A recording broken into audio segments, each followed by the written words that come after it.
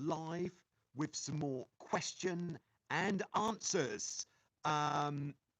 This is a Q&A session that is being recorded live on Wednesday, the 3rd of February. If you're watching this at a later date, then I won't be able to respond to your questions immediately, of course.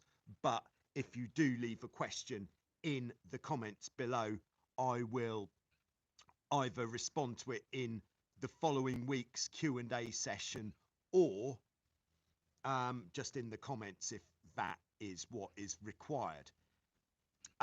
What else? Yeah, also, if you're watching this perhaps later today, I am going to, once it's uploaded, I'm going to index the video like I did last week with what time the different questions are addressed. So if you are watching it later today and that isn't yet in the description, you could hang on for a bit, maybe till tomorrow, and then I'll have that done and you will be able to see that there. So there we are. Hello to everybody who's just tuning in now. All right. We've got Toot from Central Texas who's got a getaway, a holder, and a 17 sport. Youngest son has a tandem island and a 14. His brother's got a 16. I should get a birthday card from Hobie. It certainly sounds like that. You're certainly flying the flag with a fine fleet of boats which you have got there. Apologies for the slightly funky lighting. I'm right on the brink. Maybe I should stay in the brink rather than occasionally poking out into the sun. It has been absolutely raining cats and dogs here for as long as can be remembered, and up until today, when, as you can see, we've got an absolutely glorious day and there's no wind at all as well, which is quite nice. So if I was to actually sit in the sun, I wouldn't even need a jumper. I know, amazing. What a gift. Hi Clippy, great to have you on board. Thanks for tuning in and joining us. Okay, so once again, like last week, I have got some preloaded questions. So until some live questions come up, I will just be starting to go through these preloaders. Okay, and we've got Lorenzo on board in Italy. That was Lorenzo's Wildcat that we saw. Was it in the... I think it was in the episode before last. Yeah, because last week we had the 17. We had... Oh, this is a test. We had the snow in Switzerland. And then we had, which I've been corrected on the pronunciation, the monohull is called, I think in Australian it'd be called a sabot. And I called it a sabot, which apparently isn't very the butch way of saying it. So apologies there for every sabot sailor around the world. Okay, so first point to order, I've actually printed out a list, is this was from Baycats Ocean City. I don't know where they are. Maybe they're, I would guess, either in America or Australia. Probably America. They are looking for the short boom for a Hobie 17 Sport. If you don't know what I'm talking about, just refer back to Jose's 17 in the Show Us Your Cat from Sunday, and you'll see a strange little section of boom, only about that long. What's that? 14 inches long, and that goes on to the clew of the sail. Main sheet attaches there, and it gives a little bit of range. I've got a cup of coffee today. Thought I'd treat myself, because why not? Okay, I don't want to know if there's tappy tappy. I've taken great measures to try to get rid of tappy tappy this week, but it has been known to fail most weeks. Okay, Toot says it's going to be 73 today in Texas, water temperature around 65. Not bad. Hi, Damien. Great to have you on board. Hi, Kelso. How do you reconcile race on a tornado and sailing on a 16? Do you mean why? Why is that something that I do? Okay, I really, really like racing the tornado because most of my racing that I've done has been on boats with spinnaker, double trapeze, dagger boards, or centre boards. So I'm very much geared up towards that sort of racing. I did about 20 years in the Hobie Tiger, perhaps not that many, and a lot of racing in the Tiger class, which I absolutely loved. Great time while the Hobie Tiger class was still being raced internationally as a class, as well as F18. Those really were the glory days because I did 2 world championships in the Hobie Tigers where we had almost 100 boats at East. That's 100 Tigers at each event. And that is just absolutely brilliant. Of course, my whole catamaran sailing life, I have wanted to get involved with the tornado because it has always been the ultimate. It's the biggest and fastest of the traditional boats. And so when I first started getting involved with the tornado, of course I grabbed it with both hands and did as much as I could with it. And I am quite a heavy sailor, and I believe the tornado carries the weight a bit better than the Hobie. The reason I sail the 16, let's say for sport, is because there is absolutely nothing like a 16 when it's windy. Even when it's not windy, there's nothing like it. And the feeling that you get on a Hobie 16 is just pure speed. There's like with a tornado or an F18, there's quite a lot going on. There's a lot of different bits of rope to pull, different things going on the boat. And in fact, this is also answering a question which I had preloaded from Ewan. Why do you think the highest speeds are always Hobie 16? Surely they aren't the fastest cats. Perhaps people aren't as scared of them in the high winds. Well, the reason the 16 is absolutely killing it in the high wind is because you don't have to worry about breaking it. Whereas to sail a tornado or an F18 when it's 30 knots of wind, chances are you're going to break something, or if you don't break something, you'll at least come in having taken a good couple of years off the quality of your jib with it flapping. So that's why the 16 is king in the high wind.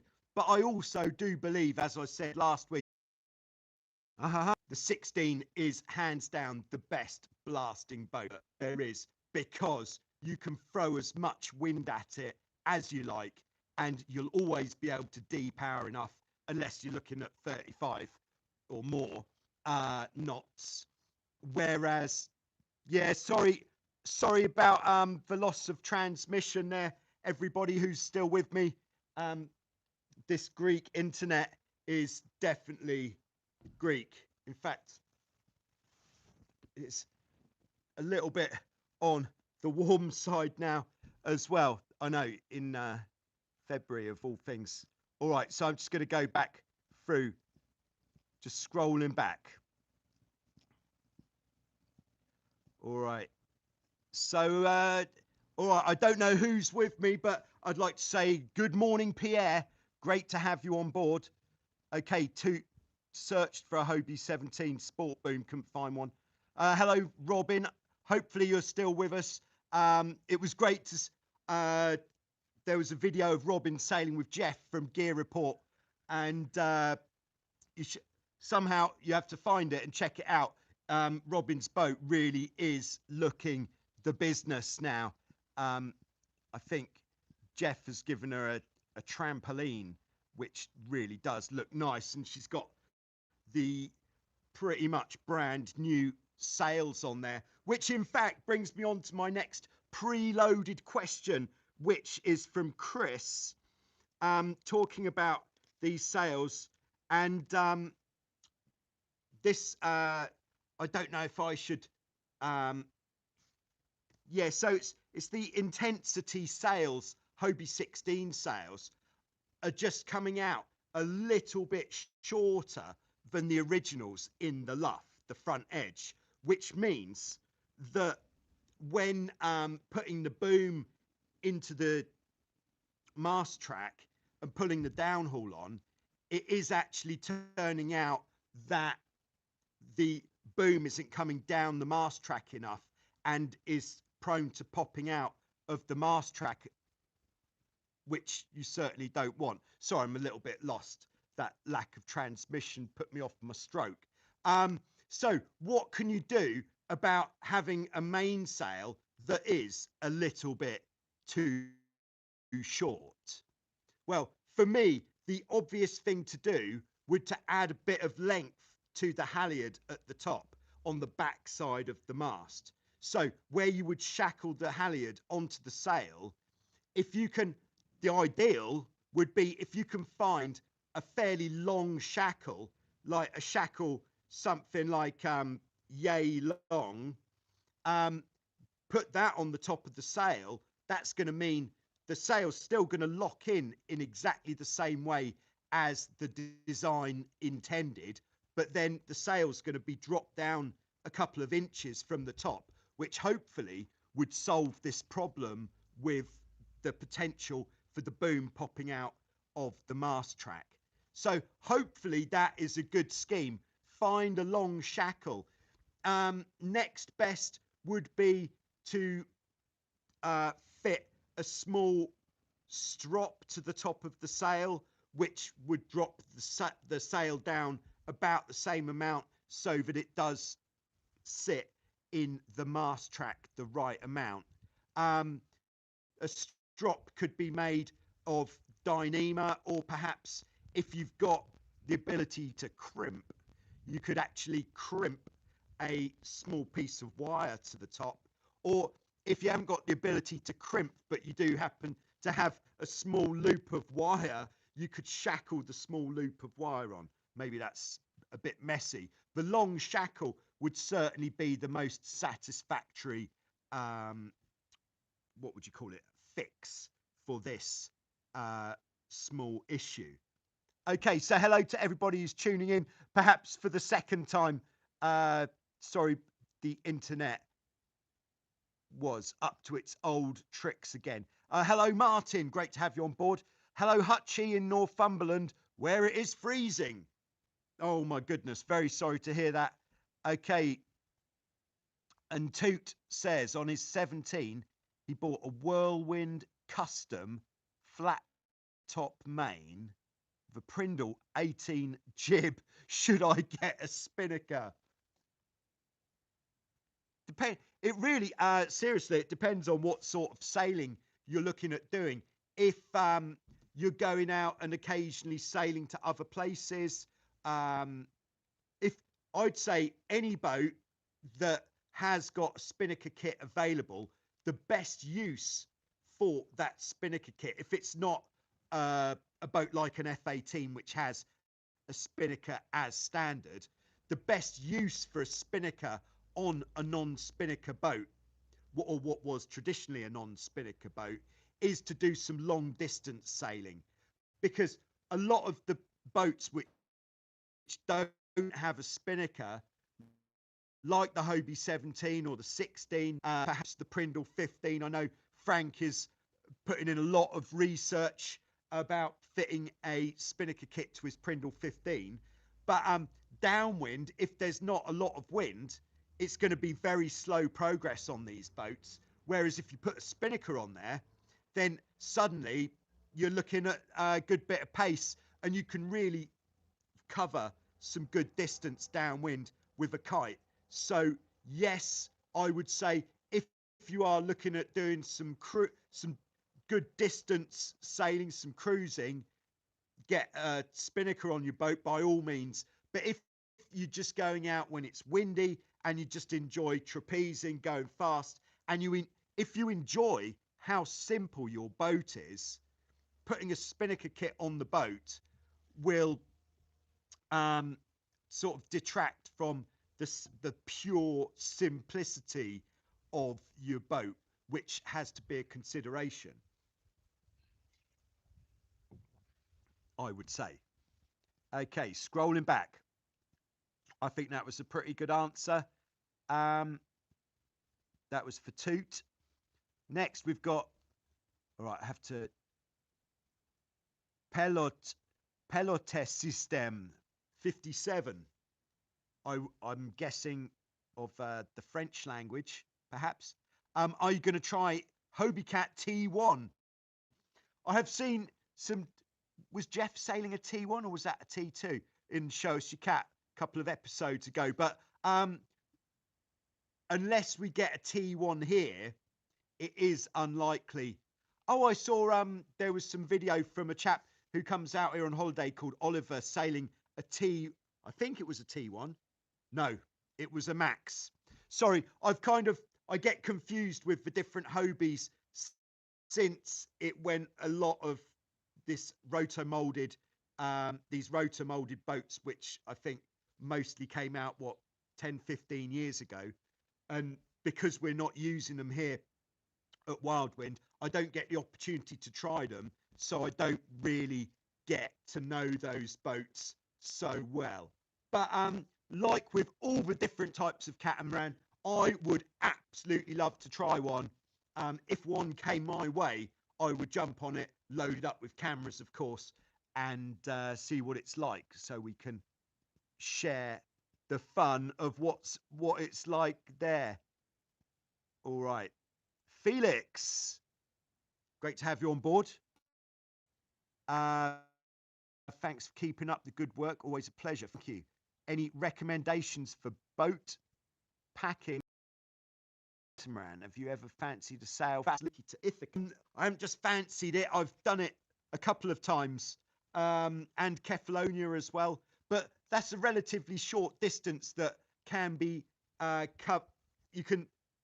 I think it's only something like 12 miles, maybe a little bit more from here, which only takes a couple of hours if the wind's light. When I used to sail across to Kefalonia back in the day, we used to sail across there in the morning, and in the mornings here, there's generally very light wind onshore. So it might take us 3 or 4 hours to get there in the morning, and we'd go to a restaurant, have some lunch, and then set off sort of mid-afternoon when the wind will have changed, come in really strong, and we'd get back in like 45 minutes, double trapezing, bit of indigestion, and absolutely hammering it.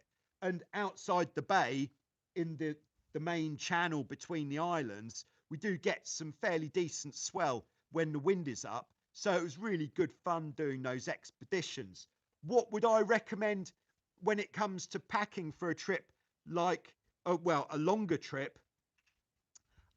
Having not done it very much, I don't know where I'd start. I'd definitely start by getting hold of some luggage that isn't too bulky, which perhaps packs quite flat and long, almost like a sail bag sort of luggage, so that you can strap it to the trampoline, but you want to make sure that anything that doesn't want to get wet isn't getting wet. So perhaps inside this flat luggage, just a couple of dry bags with the stuff that you want to keep dry, like your trousers. If you're going to Saint-Tropez or something and you're going to hit the casinos, then maybe put the dinner jacket in a waterproof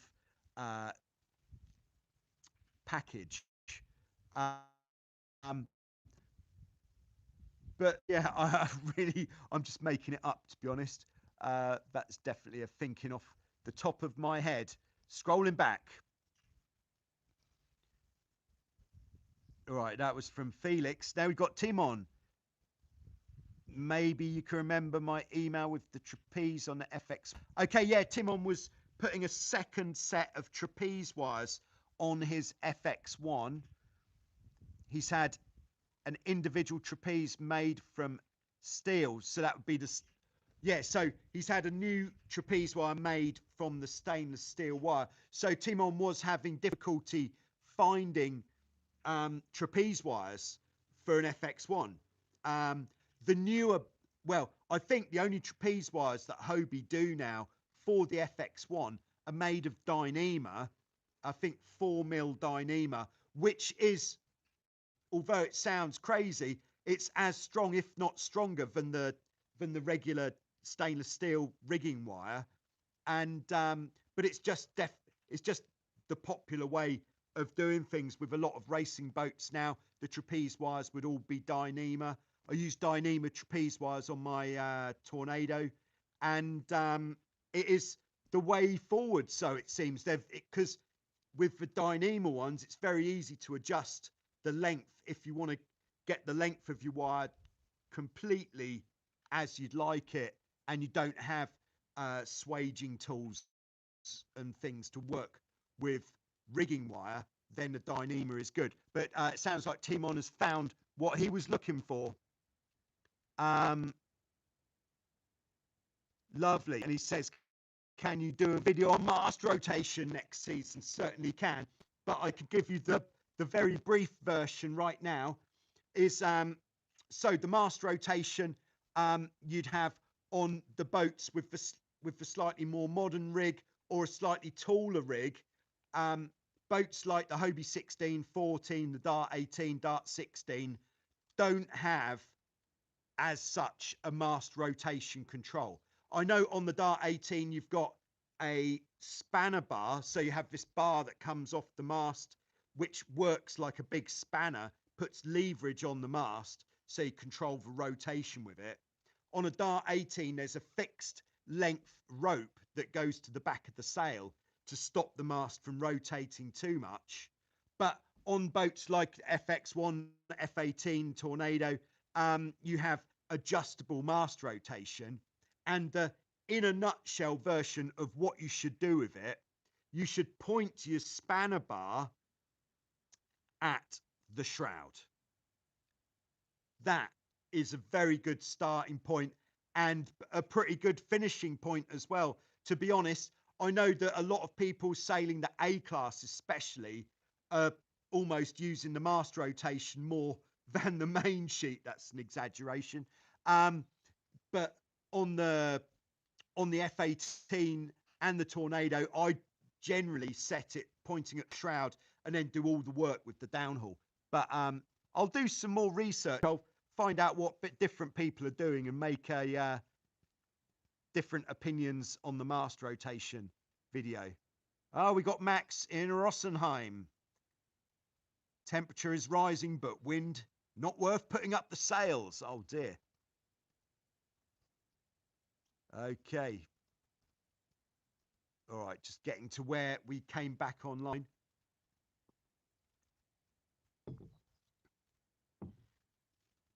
Okay, I'm just going to hit another pre-loaded question at this juncture. This one is from Konstantinos in Cyprus, so not a million miles from here. All right, I'm sure this has happened to some of you, but what do you do if you are taking your Hobie 16 or 14 apart and you've perhaps taken one of the beams off, it came off fine, you've got the trampoline, the sidebars off, and then you get to perhaps just one corner and it absolutely will not budge? Ooh, tricky. Okay, so here is what you do. You're going to have to visualize this a little bit. What we would generally do is, or actually, let's, so for those of you who don't sail this sort of boat, what you would normally do, just flipping this bad boy round, is you would take a big rubber mallet, and this is once everything else is off, once the mast's down, once the trampoline's off, although some people do just loosen off the trampoline and take the whole of this frame off in one piece, but it's much easier if you just take it off and you get a big rubber mallet. That's a mallet with a rubber head, and you hit repeat, having taken out the bolts, of course, you hit here upwards. Try not to hit the hull. Of course, hitting up here, you can't get so much purchase, and you don't get a really good swing as you pound away in there. But if you take your boat apart every year and you grease the pylons before you put the beams back on, that should come apart reasonably easily. Now, if that doesn't work, what we have found to be the most effective way is we would actually put the boat, once it's down the last beam that won't come off, we put the beam perhaps just with the one.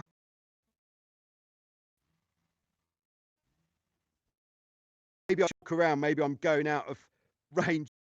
All right, yeah, so we'd support the back of the hull on a stack of tyres with the boat upside down. And then what I find to be most effective is a big piece of wood. So I'm talking, what is that, like 30 by 30 square piece of wood, about a metre long or pretty weighty. And you can then, with the boat upside down, you can use the weight of the wood and put a bit of juice behind it and just pound that bit of corner casting from upside down, where you've got gravity and the weight of the wood helping you pound it. And I haven't had a boat which has been stuck so badly that pounding it with the big lump of wood hasn't got it off. There we are. That is my suggestion for taking apart a sticky boat. That was for Konstantinos in Cyprus. Okay, scrolling back. Sorry that I disappeared again. I'm just having issues today with the internet. All right. Hi, Rob in South Africa. Great to have you on board. Is it true that now the beaches are open again in South Africa? And yes, you can go on the water. I've got a lot of friends down there who are windsurfing and kite surfing, and there was quite I don't know if it was just, would it be outrage that they couldn't get in the water and people being arrested after coming in from kite surfing for going out kite surfing. So hopefully that means you are allowed to go out again. All right. Hello, Noah. Great to have you on board. Just watched Is Laser Sailing Fun video and wanted to know if a cheap second-hand laser is worth buying. Oh, yes. I think there is no better, probably no better kind of how much it costs to how much fun you'll have or how much use you could potentially get out of it ratio than with the laser. That is probably the best boat that you could buy. You could probably pick one up for, I don't know, $400, pounds, euros. And it's such a simple boat. Maybe you need to get a new sail, but there are so many secondhand laser sails out there that you can definitely find very inexpensive parts for a laser. And then the laser is so easy to handle on land that it is a boat that you'll be able to get a tremendous amount of use out of. So I'd say, so in answer to, is it worth buying a cheap second-hand laser? Yes, absolutely. I'd say the one thing, well, the things to look out for would be, is the hull soft? Like, if you can get underneath the hull, give it a squeeze. If it moves, or if it moves on the deck, then that could mean that it's not going to last very long, and or it's going to need some pretty major rebuilding. And look for cracks around like the mast foot, around the edges of the cockpit. The cockpit is the bit that we call where you put your feet while you're sailing where the tow strap is. Look for cracking in there. Look for any cracking around the rudder fitting and that sort of thing. But there is a lot of fun to be had with an old laser, that is for sure. Robin said there's even a freeze warning for Central Florida tonight. Oh my goodness.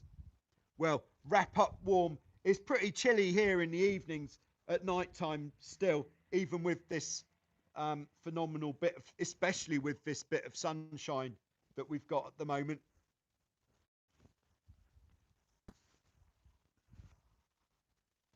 I don't know, Robin's chat about it being so cold has made me feel a bit chilly, to be honest.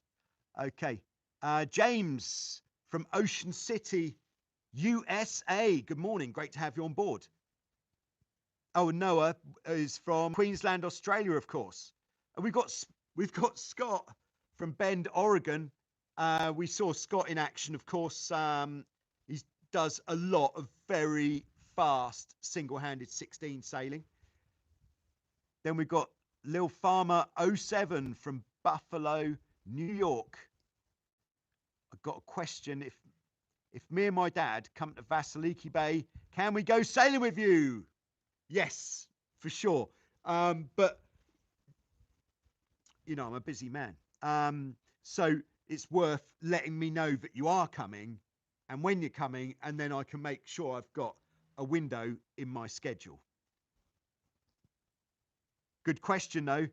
All right. Scott says, which GPS watch do you wear when sailing? Yeah, I'm still running the same two GPSs that I have been doing for quite some time now.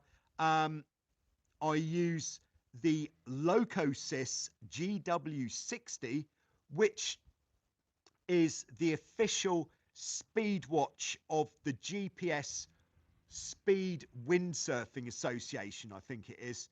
And that is a really good one because it gives you all the statistics of what your speed was over different distances or times.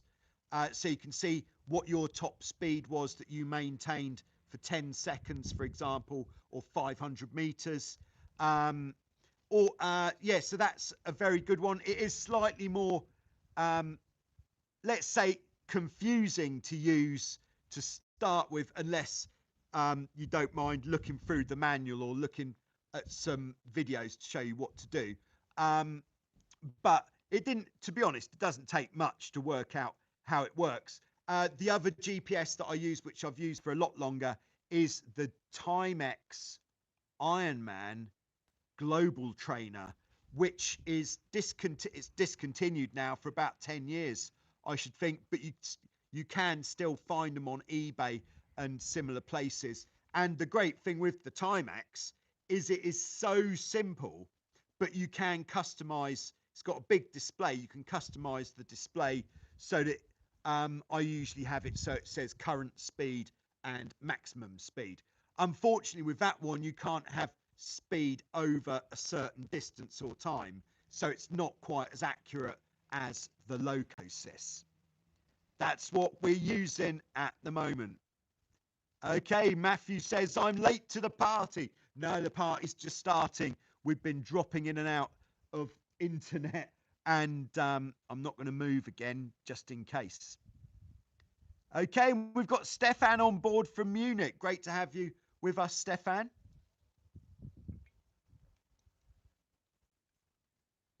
Okay, let's have a look at another question that has been preloaded. I hope everybody's having a good time. If you're having a good time, just hit the like button if you don't mind, with your spare hand, and that will just help other people to see this later on, because it will make it pop up more readily in their feed on YouTube. Okay, Michael in Australia says, just wonder what you would suggest to refinish the hulls. Yeah, so Michael has been, I believe he's been given a Hobie 16. I think it's about a 1980 Hobie 16, which was looking pretty rough, but he's given it a very good clean. But there are, what are there? A couple of cracks, chips, and gouges. Now, as you may know, this isn't actually my specialised field. He says, should he just sand it and fill the areas that require attention? I'd certainly start off with that, depending on how deep they go. If it's a scratch or a gouge, as long as it doesn't go through to dry fiberglass, then you can just refinish it, fill the hole with gel coat, and that should be fine. But the gel coat doesn't ever want to be used to actually build up the hole to make it strong again. If it's got such a deep hole in it, then that's going to require a fiberglass repair. I don't know much about this topic. I'm sure I'm going to learn a lot more about it this coming summer. But yeah, so I'm not a great wealth of knowledge on this subject. There, if you watch, there's been a lot of Show Us Your Cat where people have restored various different boats and they've completely refinished the whole hull. Now, if you want your boat looking factory fresh, then you want to rub the whole thing down and get it refinished.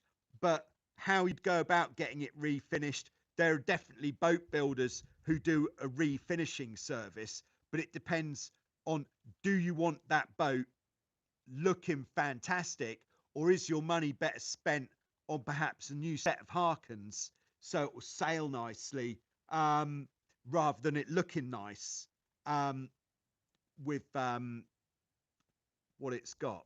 I hope that makes some sense there. But thanks for the question, Michael. But sorry about the answer. Yeah, okay. So this is a good one. In fact, talking of people who've done a major refurbishment on a boat on Show Us Your Cat, we've got Lon, who, I don't know if you remember, he had a very old Hobie 16 that he refurbished in somewhere in America. I can't remember where it was exactly.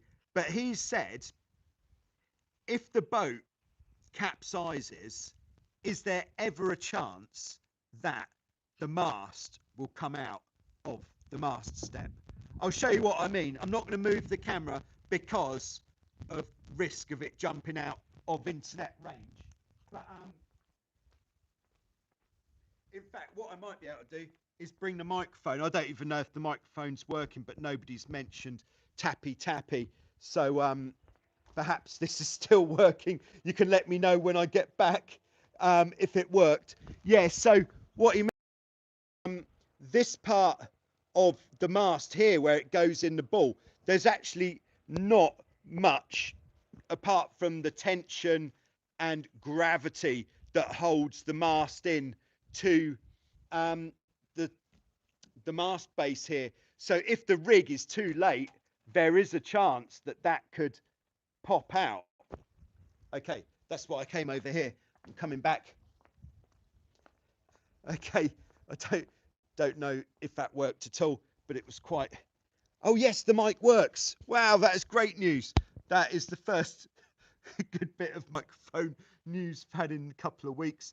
But yeah, so to give you that reassurance that the mast isn't going to jump out of the socket, you should never have the rig so loose that you could actually lift the bottom of the mast up. If you have the rig so loose, it means you won't be able to get any tension in the main sheet because the mast will be so far back that your boom would almost be resting on the back beam. So if you haven't got your boat set up, let's say really badly, then there isn't a risk of the mast jumping out, I would say. There is, of course, the time if perhaps if your jib halyard broke, oh my goodness, then if that happened, there, and perhaps if the wind was very strong, if there were big waves, then maybe there could be a chance of it jumping out. But I would definitely suggest keeping an eye on your jib halyard, making sure you haven't got some crusty bit of 25-year-old rope with a polyester core at working as your jib halyard. If you have, I would say it is one of the key ropes to replace on your Hobie 16, as the performance of the 16 is very much related to the rig tension. And if you haven't got a decent jib halyard, I know this sounds very specific, but it's true. If you haven't got a decent jib halyard on your 16, it's definitely worth getting one. Now, why wouldn't you replace one? It's because it's quite a long piece of rope. It goes up and down. It's a what have we even got there? Is it a 6-to-1? 4-to-1. It's a 4-to-1 purchase. That means it's going up and down 4 times. Up to that part of the mast, probably about 6 meters. So it's 24 meters of rope. You should just get one. I think it's worth it.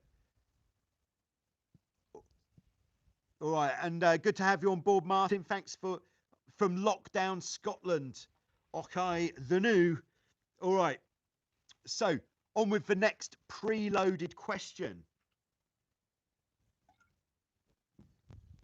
Hope everyone's having a lovely time, by the way. Okay, preloaded question from Mark in Clearwater, Florida. This is a good one, actually. I like this one. The first part that I'm going to address is he's just got a Hobie 16, and his 16 came with an old style, he calls it a butt bucket harness. I believe that would be like a trapeze harness that doesn't have the shoulder straps, just one that is like, in windsurfing terms, you'd call it a seat harness or a butt bucket. Are these okay to use, or should I buy a new one? Well, I would say there's absolutely nothing wrong with the style of trapeze harness that you've got. Now, what would be the reason for buying a new one? Because this butt bucket style is definitely fine for actually the purpose of trapezing, but you want to make sure firstly that it's not going to let you down. So if it is looking pretty old, maybe a bit crusty, and maybe there's a chance of any of the webbing straps breaking, then yes, it will be worth replacing. Because if one of these webbing straps snaps because it is really old, then you could probably assume that the rest of them are going to break as well, and worth replacing because of that. Another reason for replacing your trapeze harness might be if it is so old that it doesn't have a quick release on the hook. I think it's a very, very good idea to have a quick release on your trapeze hook.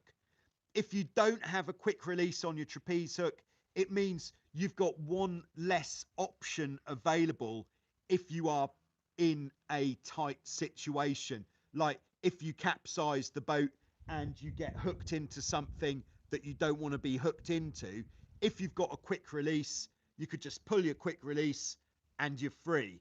If you don't have a quick release, then you'll have to look at a different approach. So definitely worth considering replacing your trapeze harness if it doesn't have a quick release on the hook.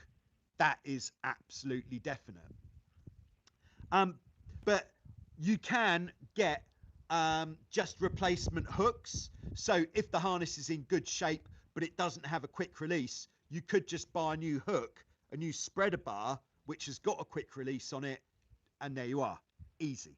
But do check out on my Amazon storefront. There's a load of trapeze harnesses that I've hunted down on Amazon, and I've linked to my Amazon storefront. So have a poke around there to get some ideas. And if you do buy anything from my Amazon storefront, it means that I just get a small kickback from Amazon. Can you believe?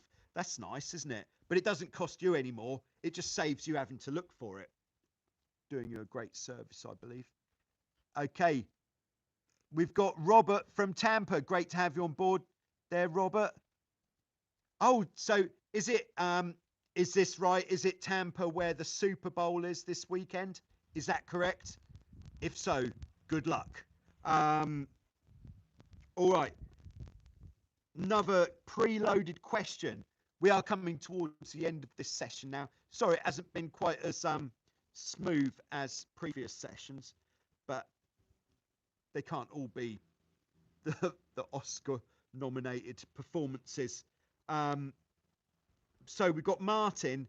He asks, is the Hobie Tiger good for a combined crew weight of 120 kilograms in wind strength of 10 to 12 knots?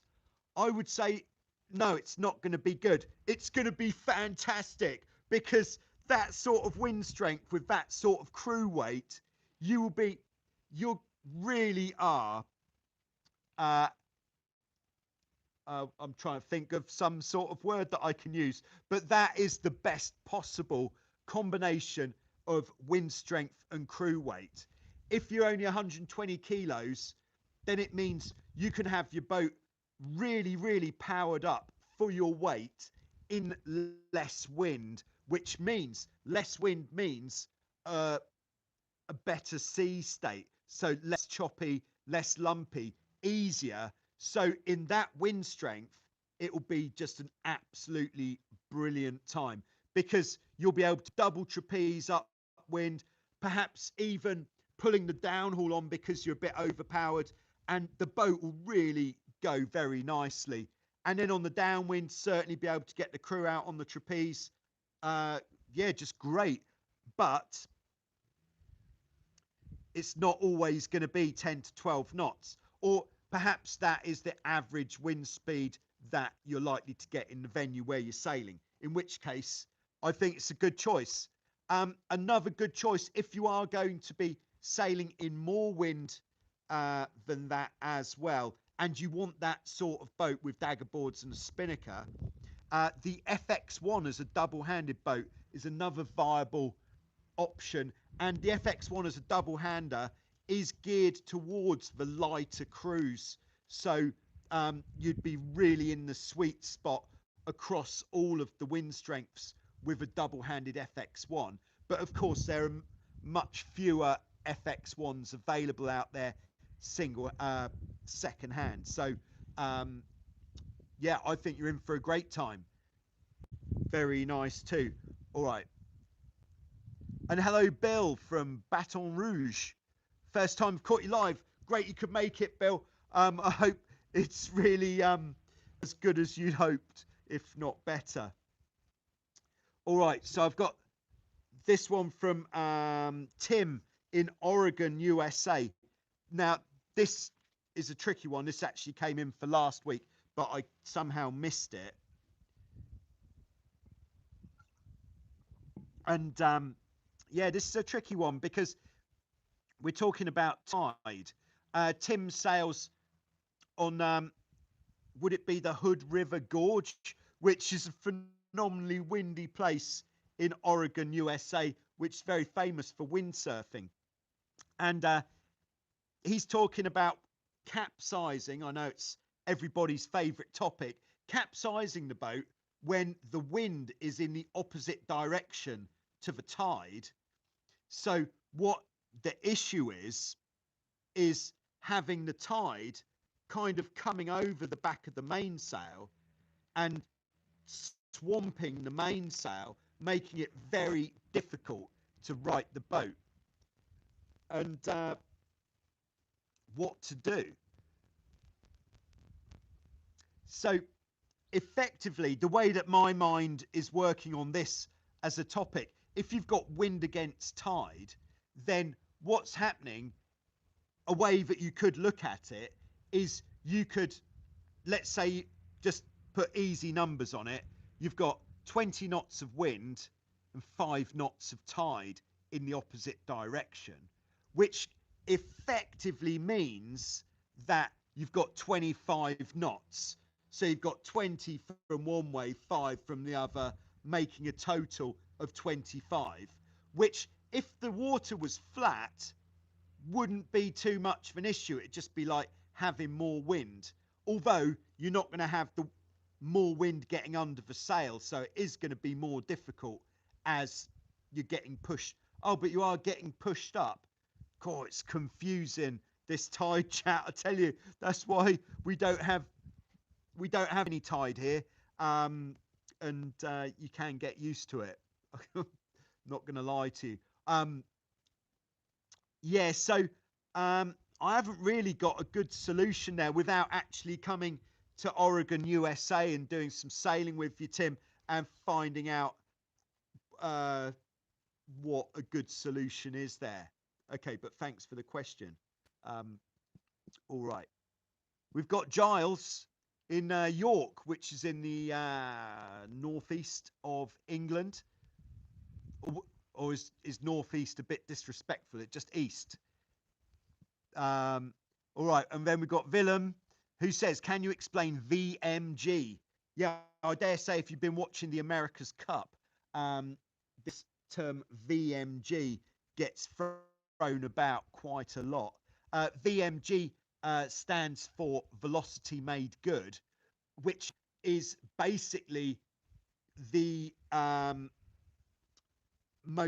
what we're looking for. This is mostly on a downwind point of sail, and as we know in catamarans, we don't sail straight downwind, but we sail at an angle of, if we're sailing a boat without a spinnaker, we sail an angle of 90 degrees to the apparent wind. The apparent wind, just to really make sure we're covering it all, the apparent wind is the combination of the wind that's blowing, let's call that the true wind, and the wind that we create by moving forwards. We'll call that the induced wind. This combination of true wind and induced wind, so if we've got, let's do it like this, true wind, induced wind, and then the apparent wind will sit somewhere in this range here between the two. So what we're trying to do downwind is keep that apparent wind on 90 degrees across the boat, because that angle is the best for our VMG on a boat which doesn't have a spinnaker. Which means we're sailing as far downwind as possible. So if we're going to a destination which is straight downwind of us, like in the America's Cup, that would be the leeward mark, then we want to sail as directly to that point as possible, but we still want to be sailing fast, which is why that 90 degrees apparent wind is the best for VMG. We could go a bit closer to the wind and we'd sail a bit faster, or we could sail more directly towards our destination, and but we'd sail a lot slower. So it's been worked out that zigzagging downwind is the most effective for the VMG. I hope that makes some sort of sense. It made sense to me. Okay. All right, this is a very good question from Egenios Red. Do you play games? Well, yes, I do. Yeah, I've got a son who is 7, and he does like games at the moment. The hot favorite is, of course, Minecraft on the PlayStation, where we are definitely putting in an hour every day on survivor mode. Best board games. What's the best board games at the moment, Harry? There's one called King of Tokyo. It's really good because the games don't take too long, and you're basically fighting Godzilla type monsters in Tokyo. Really good fun. Check it out. That's an interesting question. Not the sort that Oh, and of course, the other game that we all like is Virtual Regatta on either on the telephone, iPad, or desktop computer. Really good, accurate simulation of sailing boat racing. Okay, Toot says, come to Texas, good wind, better food, let's go sailing. Yeah, I bet the food's amazing in Texas. Okay, Giles says, yes, generic north, actually in the south. Oh, he's from the south. And we've got Johnny on board. Hi, Johnny, nice to have you with us. Okay, so just wrapping it up there. I'll just see if I've got anything else preloaded. Okay, yeah, I have got one last one preloaded, which is from Ronald in North Carolina, USA. And he asked, oh, hi, Frank. What are the best practices for launching in waves? Okay, so as we'll have seen on the Joyrider TV videos, we don't get waves here, so it's not something that I do very often. But what I would suggest if you are launching in waves is, firstly, most importantly, make sure that when you're putting the boat in the water or handling the boat in the water, you or anybody else who's helping or your crew are not in a position where a wave could put the boat onto them. So if they're standing directly behind the boat and a wave hits, they could perhaps get hit by the back of the boat, the rudder perhaps in the body or face, which would be pretty nasty. If the water's quite shallow and you've got like the shore dump kind of thing, then a wave could actually pick the boat up and put the boat onto someone if they're behind. So just really make sure everybody involved should be like a team, have a briefing with your whole team who's putting the boat in the water, whether it's just one person or two people, or if you've got some help from other people, have a briefing first before putting the boat in the water so everybody knows what they're doing. But the most important thing is the safety and not having the boat basically dumped on you or thrust into you. Looks like he's going out. Yeah, so that is the most important, to make sure it's safe. Second thing, before you put the boat in the water, have everything as ready as it possibly can be. So if it's safe to do so, have the main sheet attached, and so that you've got as few things to do once the boat is in the water as possible. So then you could just jump on the boat, put the rudders down a little bit, and off you go. Then the nature of the beach where you're sailing from, if it shelves very shallowly, then in theory there wouldn't be big crashing waves near to the beach. They'd be much further out, and you just have what is generally referred to as foamies coming in, and walk the boat out as far as you can through these small waves so that you can get as much rudder down as possible. But right, so this is the next one. With the rudders, worst thing you can ever do with the rudders is to have them hit the bottom with the boat going backwards.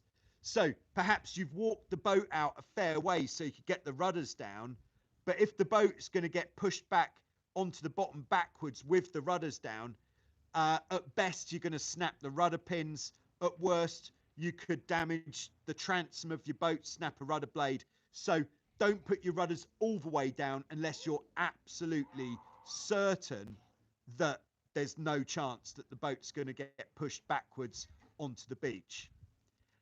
And then walk the boat as far out from the beach as you feasibly can while you can still wrangle it.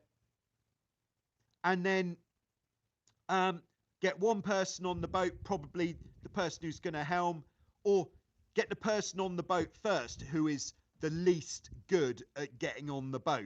So if one person perhaps isn't quite as agile, get them on the boat first. So then the more agile of the people who are going sailing can be the last to get on the boat, making it a bit easier there. and then jump on and off you go. Hold on, keep your eyes open. I think that is as far as I'm going to take it with that one. So Willem plays Sail Simulator 5. We've got a bit of a food off going on. Bill says the food is better in Louisiana, though we can't compete on the Tex-Mex.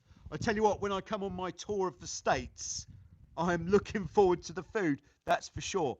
I do like food. Martin says, come to Croatia, likes the tips and videos. I've got Hugo. Where's Hugo? Hugo RL. Hi, Hugo. So I think we've pretty much, have we? Just checking my notes. Oh, and I'll bring us some gyros. Yeah, that's a good shout. I haven't had gyros for a while now, but I do like